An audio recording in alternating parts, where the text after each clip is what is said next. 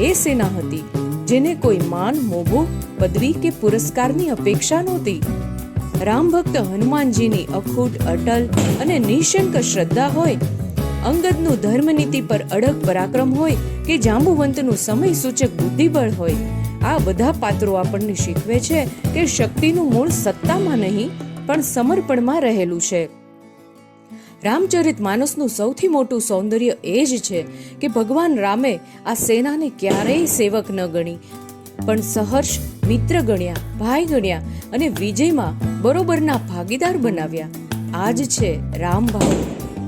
ભગવાન રામનો પ્રેમ માનવતાની દરેક સીમાઓ વટાવીને પશુ પક્ષીઓથી માંડીને દરેક ચલ અચલ સજીવ સુધી વિસ્તરેલો હતો.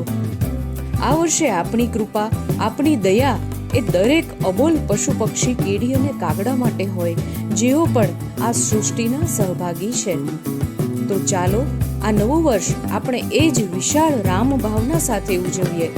જય શ્રી રામનું ઉચ્ચારણ માત્ર જીભથી નહીં પણ દયાથી ભરેલા હૃદયથી કરીએ.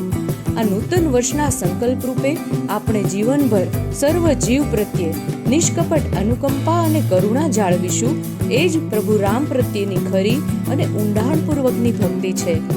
જય શ્રી રામ. સર્વ જીવોનું કલ્યાણ હો.